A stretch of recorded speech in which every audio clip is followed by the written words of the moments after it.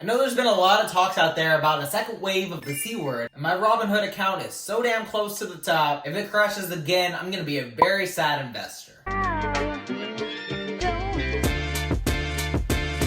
There are two sectors right now that everybody should be paying really close attention to, and that would be the medical and tech industries. So in today's video, I want to give you 4 different recession-proof stocks that are going to be doing well even if quarantine is reinstated, the stock market tanks yet again, or any other bad news that could come our way. Let's face it, 2020 is really nobody's year. So I'll be going over the stocks, why I picked them, what I'm expecting for their near future. This recession was brought on by a virus, and the company that comes up with a vaccine for that virus is going to be making some pretty serious cash. There are hundreds of different companies that are working on a vaccine, but there are 2 right now that are the ringleaders. And the first company is Moderna. They recently made huge headlines when they passed through their phase 1 clinical trials. This news really hyped them up, and their stock price went all the way to $94. They sold off from this peak, but they're still trending upwards, which creates a great buying opportunity, especially if they come below $65 a share. Moderna was the first company to pass phase 1, but they have some competition. We all know that competition leads to innovation and growth, and they have some pretty sweet cash to work with right now. They received $483 million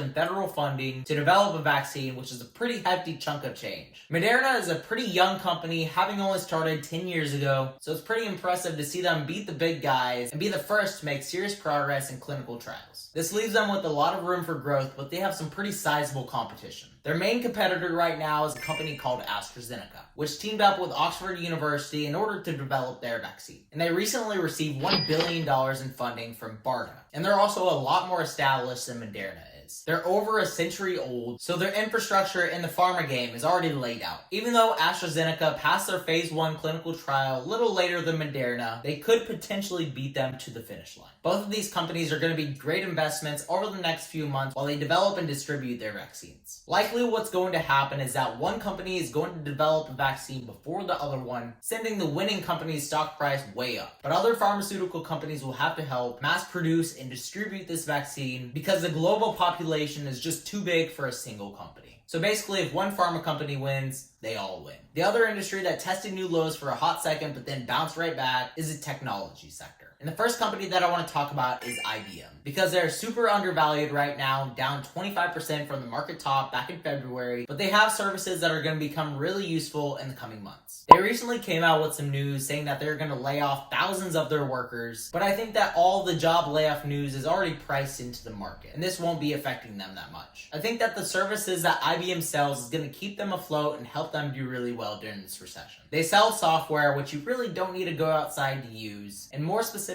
they offer cloud-based solutions for businesses, pretty similar to Amazon Web Services. Guess what businesses are doing now that storefronts have become obsolete? That's right, opening online stores. And IBM could be one of the main contenders to help businesses go from storefronts to online platforms. Even though I believe that they're going to be making a sharp recovery, I don't think that it's the best long-term investment to hold on to. If you take a look at their 5-year chart, you can see that their stock price has been trading horizontally and slightly downward. But they just passed a pretty critical support at $110. You can make a pretty penny if they come back to pre-recession levels. And lastly, you best believe that this video wouldn't be finished if I didn't talk about Amazon. It makes perfect sense why they're doing so well and why they'll continue to take over the world. If storefronts have to close down yet again, Amazon is going to keep the wheels turning.